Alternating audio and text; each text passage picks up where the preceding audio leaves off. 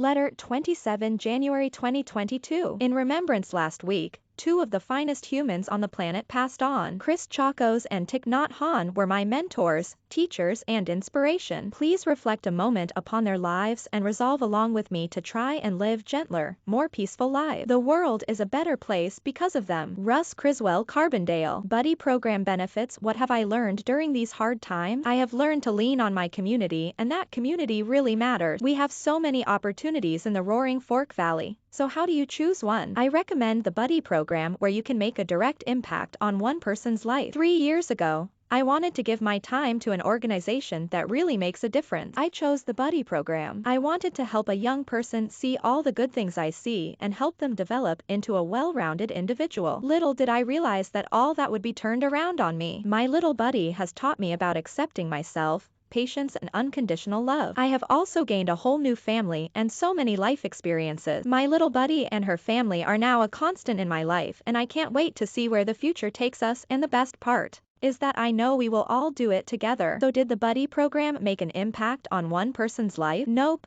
It has impacted many lives, most notably mine. Please give your time to this great nonprofit. The team at the Buddy program is very supportive and cares very deeply about this program. They will help you succeed in this mentorship. From free experiences to monthly newsletters and great case managers, Big Buddies always have the support they need. Go to www.buddyprogram.org and check out all that the Buddy program has done. In 49 years of mentoring, find your way to join or support this great program. Kara Lindahl. Basalte. Thanks from our birds. Roaring Fork Audubon extends a big thanks to RJ Pattywax for supporting RFA with its annual birdseed fundraiser. Locally owned RJ Pattywax donated a portion of its sales towards this important fundraiser, helping our all-volunteer board bring awareness to local conservation issues facing our native animals, especially the birds. Our hope is that awareness and education transfer to protection. Please join us in supporting RJ Pattywax. Thanks, Mary Harris, President, Roaring Fork Audubon Park. Gratitude after a sunny walk along the path at Crown Mountain Park with hundreds of other walkers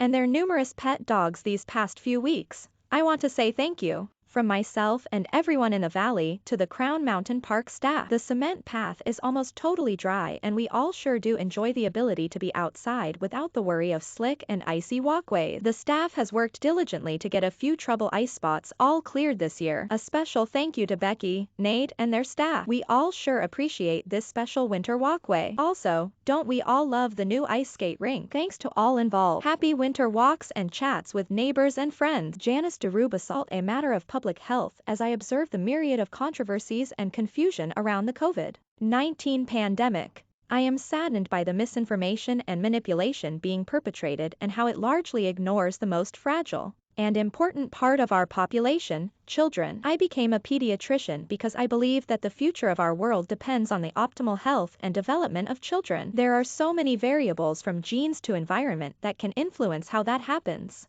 But the most important and influential is being nurtured and protected by a consistent parental figure. Decades of research have identified a phenomenon called adverse childhood experiences, which are derived from environmental, social and interpersonal adversity. The short and long-term impact of ACEs have clearly been associated with mental health problems such as depression, anxiety, suicide, substance abuse, risky sexual behaviors, violence, obesity, reduced educational achievement and the early onset of a long list of chronic diseases that shorten lives and dramatically increase medical costs. There are many sources of ACEs in childhood and their impact varies with setting and age. But one of the most consistent and harmful causes is the loss of a parent or primary caregiver. In the first year of the pandemic alone, studies have estimated that nearly 145,000 children lost a parent or custodial grandparent due to the virus. With better care, medical interventions and effective vaccination, that number is lower for the second year, but is still devastating. Unfortunately, there is no end in sight as we see mutations causing new strains that quickly spread through the population. A child may observe suffering, witness death,